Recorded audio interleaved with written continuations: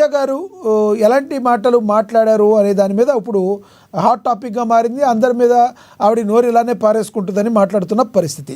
అయితే ఈవిడ మాట్లాడడానికి గల కారణం మీకు కూడా తెలుసు. ఎంపీపీలు ఎవరైతే ఉన్నారో వారు పార్టీ మారారని, మీకు దమ్ముంటే మరి రాజీనామా చేయాలని కొన్ని వ్యాఖ్యల వరకు ఓకే, కానీ ఆవిడ కొన్ని పరుష పదజాలం ఉపయోగించి మాట్లాడారు. దీన్ని ఎలా చూడాలంటారు? నమస్తే సార్. నమస్తే. ప్యానెల్లో ఉన్నటువంటి పెద్దలందరికీ కూడా నమస్తే. నమస్తే సార్.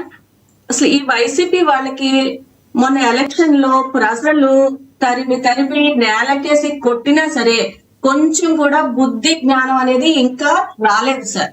అందులోనూ ఈ రోజాకి మరీను, ఎందుకంటే ఈవిడి మొదటి నుంచి కూడా అదే పరిస్థితి. ప్రజలు అక్కడ నగరి ప్రజలు తరిమి కొట్టినా కూడా ఇంకా ఈవిడికి ఏ మాత్రం కూడా ఈవిడి బుద్ధి మారలేదు. ఈవిడి ఎప్పుడు కూడా అలాంటి నోరేసుకునే మాటలు ఎంత అసహ్యం అంటే సార్, ఈ రోజు ఒక మహిళ రోజా మాట్లాడిన మాటలకి చాలా సిగ్గుగా తలదించుకునే పరిస్థితి సార్ ఇవాళ మాది. ఎందుకంటే ఒక మహిళగా చెప్తున్నాను నేను. ఎందుకంటే ఆవిడ ఒక తల్లి, ఇద్దరు బిడ్డల తల్లి, ఒక మహిళ, ఒక తల్లికి పుట్టిన ఆవిడ అయ్యుండి ఈ రోజు అమ్మకి అబ్బకి పుట్టారా అనేటువంటి మాటలు, ఇంకొక తల్లిని అవమానించేటువంటి మాటలు ఈవిడ మాట్లాడిందంటే అసలు ఈవిడిని ఎలా పోల్చాలో, ఈవిడ గురించి ఏం అనాలో కూడా అర్థం కాని పరిస్థితి. ఈవిడ ఎప్పుడు కూడా ఇంతే. ఎందుకంటే ఈవిడ మాట్లాడిన ప్రతిసారి కూడా మేము అనుకుంటూ ఉంటాం సార్, ఏంటంటే ఈవిడ ఇంతకంటే దిగజారి మాటలు మాట్లాడదలే, ఇంత అసహ్యంగా మాట్లాడింది అనుకున్న ప్రతిసారి కూడా అంతకంటే అసహ్యకరమైన మాటలు మాట్లాడి ఎంతకంటే నేను దిగజారిపోగలనని ఆవిడ ఎప్పుడు నిరూపించుకుంటూ ఉంటది. ఈ రోజా ఎంత ఆవిడ ఒక ఎమ్మెల్యే చేసింది, ఒక మంత్రిగా ఉంది, కొన్ని అక్కడ లక్షల ప్రజలకు ఆవిడ ప్రజాప్రతినిధిగా ఉంది. అప్పుడు మరి అలాంటి మనిషి అక్కడ సమాజానికి గాని రాష్ట్రానికి గాని ఎలాంటి సందేశం ఇస్తుంది ఇలాంటి మాటలు మాట్లాడి? ఇందాక మీరు ఒక మాట అన్నారు సునీత గారు ఇందాక మీరు మాట అన్నారు, వైసీపీ నేతలు అన్నారు, వైసీపీ వాళ్ళు అన్నారు. వైసీపీలో కొంతమంది ఇలా మాట్లాడతారు, మంచిగా మాట్లాడే వాళ్ళు కూడా ఉన్నారు. ఇది పక్కన పెడితే టీడీపీలో కూడా దారుణంగా మాట్లాడే వాళ్ళు కొందరు లేరంటారా? మరి వాళ్ళ గురించి కూడా మీరు ఏం చెప్తారు? ఎవరికైనా ఇదే వర్తించుదని చెప్తారా మీరు? అంతెందుకు ఇప్పుడు స్పీకర్గా ఉన్న మీ అయ్యన్న పాత్రుడు కూడా పరుష పదజాలం వాడిని కోకొల్లలుగా ఉన్నాయి కాదంటారా? మీరేమంటారు? ఏ పార్టీలకి సంబంధం లేకుండా మాట్లాడాలంటారా, లేదంటే రోజా గారి గురించి అంటారా? సార్ అసలు రోజా గారితో అసలు ఎవరిని పోల్చక్కర్లేదు సార్. ఎందుకంటే రోజా గారు బూతులకి పేటెంట్ చెప్పేసుకోవచ్చు. అసలు ఆవిడతో పోల్చడానికి సరిపోరు సార్. ఎందుకంటే బూతుల్లో ఆవిడ టాప్ లెవెల్.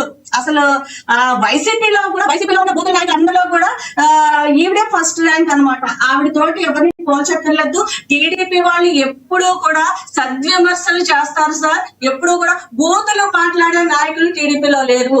బూతులు వైసీపీలో 99% బూతులు మాట్లాడే నాయకులే ఉంటారు. మీరు ఒక్కసారి నాయకులందరినీ కూడా మీరు చూసుకుంటే మనకి అర్థమవుతుంది. ఒక విషయం, ఈవిడి మాట్లాడే మాటలు ఈ రోజు ఎంత బాధాకరంగా ఉన్నాయంటే, ఒక తల్లిని అవమానించే మాటలు. ఒక మహిళగా నేను దీన్ని నొక్కి చెప్తున్నాను. ఒక తల్లిని అవమానిస్తూ ఈవిడ మాట్లాడితే అక్కడ కేవలం ఆ నాయకుల గురించే కాదు సార్, ఆ నాయకుల్ని ఎన్నుకున్నటువంటి అక్కడ ఉన్న నాయకులు ప్రజాప్రతినిధులు. ఫస్ట్ వాళ్ళని ఎన్నుకున్నటువంటి ప్రజలందరినీ కూడా ఈవిడ ఈ మాటని అవమానించింది ఈ రోజు.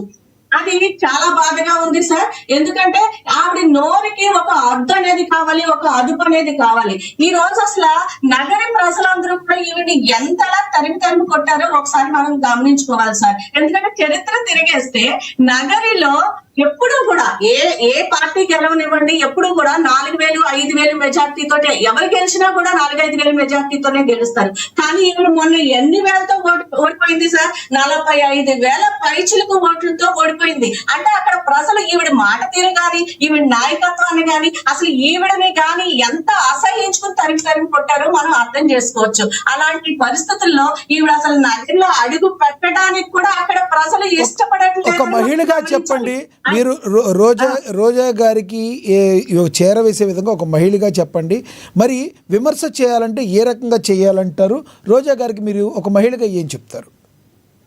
విమర్శ చేయాలంటే ఒక ప్రతిపక్ష పార్టీలో ఉన్న ఒక నాయకురాలిగా ఒక సద్విమర్శ చేయమనండి. ఈ రోజు ప్రభుత్వం చేస్తున్నట్టు కార్యక్రమాలని, మంచి కార్యక్రమాలని ఒక ప్రజాప్రతినిధిగా లేకపోతే ఒక పార్టీ నాయకురాలిగా ఆవిడ మంచి కార్యక్రమాలకి ఒక మంచి సలహాలు ఇవ్వమనండి. చేసే కార్యక్రమాలకి సలహాలు ఇవ్వమనండి. సద్విమర్శలు చేయమనండి. పార్టీ పరంగా విమర్శలు చేయమనండి. పార్టీ పరంగా ఎవరిపైనా విమర్శలు ఉంటాయి. ఈ పార్టీ వాళ్ళు ఆ పార్టీని విమర్శించడం, ఆ పార్టీ ఈ పార్టీని విమర్శించడం అనేవి విమర్శలు ఉంటాయి. సద్విమర్శలు చేయమనండి. ప్రజల కోసం మంచి జరిగే విమర్శలు చేయమనండి. అంతేగాని పుట్టుకుల గురించి ఒక తల్లిని అవమానించే విధంగా ఈవిడ గతంలో చేసినటువంటి